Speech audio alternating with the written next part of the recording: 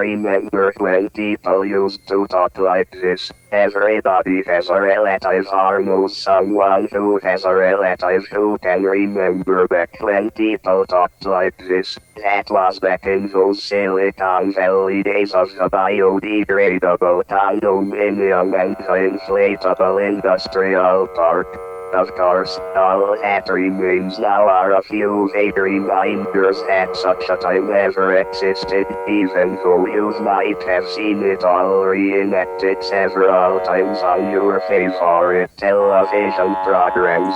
If one Remember when wonders people through used the to talk like this? now, Everybody has a relative or knows someone who has a relative who can remember back when people talk like this. That was back in the Silicon Valley days of the biodegradable condominium and the inflatable industrial park.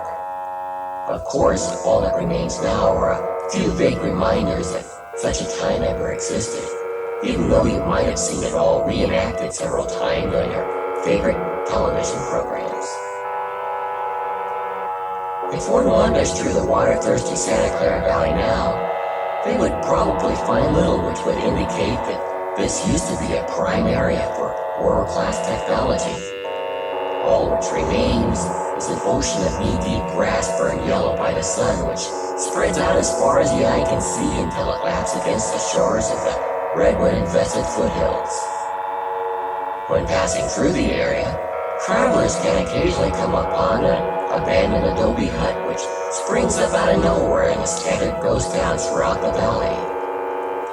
The more observant might even notice that the sun-baked yellow adobe is actually covering a much older structure made out of plastic and chrome, since most of the remaining buildings still standing in the valley are the results of condominium conversions.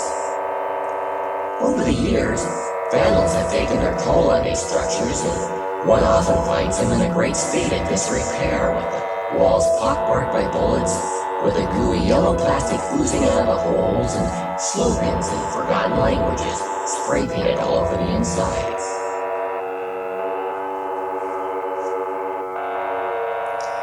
Tucked away in the hot and dusty foothills along Dry Creek Road, just within Santa Fe's southern border, stands a fine example of an old home which is part adobe and part adenized aluminum blended together in a charming manner. The home used to belong to a talented actress who would occasionally read the computer gossip news on a local TV program. Her name has been forgotten for ages, but it is known that she lived in this place for several years with her coterie of talented friends and relatives until she ran off one night with a band of demented technicians.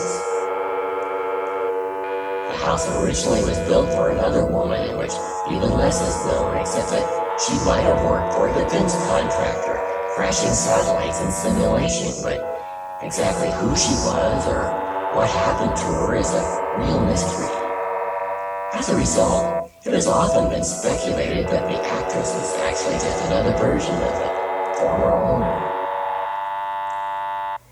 One of the central sections of the remodeled, greatly reduced residence can be seen the stiff, meringue-like features of ancient biodegradable plastic foam.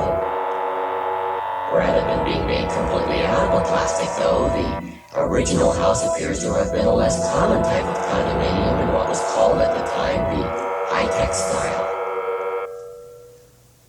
Large adenized aluminum slabs were used as corner posts, on each side of which were glued preformed bars of simulated wood made from microwave chicken byproducts, and in which the foam could be poured and allowed to expand. As these structures began to disintegrate with time, the whole exterior had to be plastered over by adobe mud. Several hundreds of these kinds of buildings were probably produced originally, though all we have left are a few sad reminders. This place looks and feels like a sanctuary for a middle management executive type.